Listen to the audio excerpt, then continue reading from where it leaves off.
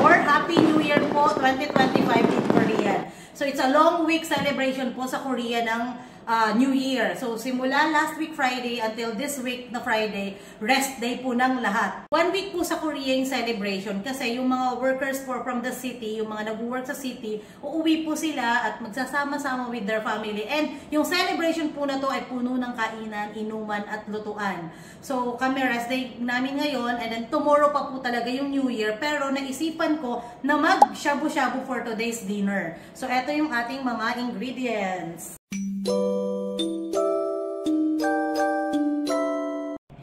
So, ang ating main ingredients, ito napaka-importante. Ito hindi pwedeng mawala sa shabu-shabu namin. Ito ay ang Korean chadulbagi. Korean beef siya na napakanipis. Sobrang sarap as in. Kung gagawa kayo ng shabu-shabu sa bahay, I recommend na bumili kayo ng Korean beef sa Korean Mart. Ito, ang name nito ay chadulbagi. Okay? Mas masarap siya. Meron naman ako actually here, dito sa side. Ito yung sukiyaki na nabibili sa mga hypermarket. Sa mga supermarket natin. Pero pag kinumpare nyo sila, talagang as in, this one, the Korean one is the best as in. And then this one is crab. Crab yung flavor niya. I forgot lang kung anong tawag sa kanya. Basta crab siya. Ito crab din, dahil mahilig nga kami sa seafoods. And then ito scallop siya, scallops. This one is lobster ball. Ito galing din to sa Korean Mart. Kasi iba talaga ang lasa ng lobster ball ng Korean. As in, masarap. Tapos ito, para may vegetables naman, ito is mushroom. And then, of course, ito yung sinabi ko kanina na nabili lang sa hypermarket. Pero ito try natin. Pero before na try ko na siya, iba talaga yung yung chadulbagi. And of course, dahil mahilig ang aming family ng seafood, hindi pwedeng mawala ang shrimp. And then, ito, favorite ng anak ko, itong mga cute-cute na ano to? Mickey something, ewan ko. Basta, yan. Favorite ng mga anak ko yan. And of course, lobster ball nga dahil mahilig kami. And hindi mawawala ang ating napa cabbage. Itong Baguio Pechay. Dapat yung baby lang kasi mas crunchy, mas sweet siya.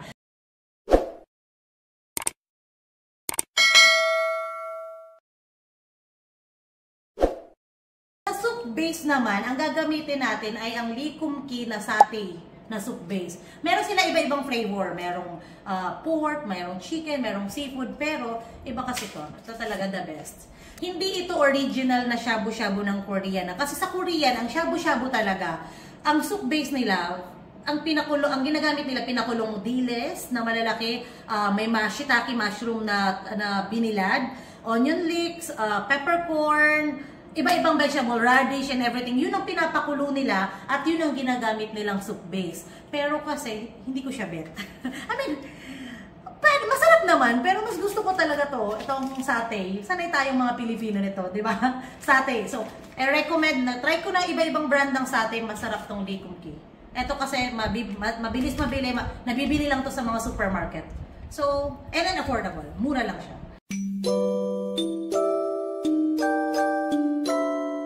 Ayan, meron tayo rito, ito yung shabu-shabu pot na nabili ko sa Korea. Ito, pwede kayong actually, naka-divide siya sa dalawa, so pwede ibang flavor dito, ibang flavor dito. Pero sa family kasi namin, na-try na namin ang iba't ibang flavor, nag-aagawan kami sa satay, so lahat na lang satay for today. So yung pot na to, nilagyan lang natin ng water, and then white onions, and then maglalagay tayo ng garlic. Siyempre maraming good for the health yan, garlic. So naglagay tayo ng garlic. Ayan. And then, ilalagay lang natin itong soup base natin na satay hot pot. Ayan. Ilalagay lang natin siya. Huwag kayong mag-alala kasi baka isipin nyo na maalat siya. Hindi po. Kasi mamaya, pag kumulo yan, dadagdag tayo ng water. Dadagdagan natin siya. The more na nauubos ang sabaw, the more na magdadagdag tayo ng water. Hindi po mag-iibang lasa. Masarap pa rin. Same pa rin. Pag nilagay na natin lahat ng ingredients, maghahalo-halo yun. Ako, yummy. Umami flavor. And then, of course, maglalagay po ako ng black pepper. Yan, black pepper. Naku, kamatching ako.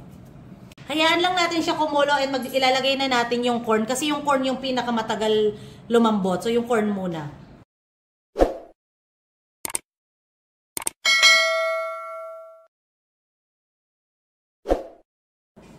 So, habang hinihintay natin kumulo yung ating sabaw, eto ipapakita ko sa inyo. Etong ginawa kong sausawan. Ang dami, no? Isang batalyon kami rito sa bahay. Ayan. Etong sausawan na to, 3 tablespoon ng sugar, 6 tablespoon ng soy sauce, Korean soy sauce 6 tablespoon ng vinegar, Korean vinegar, and 6 din na water. And then, imimix nyo lang siya, and then you can add, ako ang nilagay ko, garlic, spring onion, and then yung sili. Hindi pwedeng mawala yung sili sa amin kasi mahilig kami sa maanghang. Pero kung hindi kayo mahilig sa maanghang, tanggalin nyo lang yung sili. Pwede rin kayong maglagay dito ng Korean chili flakes, ng sesame oil. Pero ako, ayoko ng may sesame oil. Ewan ko ba, hindi ako mahilig sa sausawan na may sesame oil, except for sanggip sa lang kakainin. So, eto as in the best. Pag nagluto kayo ng dumplings, pag nagluto kayo ng pancake, Korean pancake, the best na sausawan din to. And I assure you, the best na sausawan to sa shabu-shabu. As in. So, ito yung ating sausawan for today. So, mamaya, pag kumuha kami ng kanya-kanyang sausawan, di ba? Nag-a-add pa ako ng garlic, nag-a-add pa ako ng spring onions, mas madami, mas nasasarapan ako. Pero, it's up to you. Nilagyan ko lang ng konti kasi baka iba sa kasamahan ko rito sa bahay, ayaw naman ng sobrang garlic. Baka mangamoy ano daw sila. Yun. Anyway, so yun yung ating sauce. And hintayin lang natin hintayin lang natin kumulo ang ating sabaw. Okay?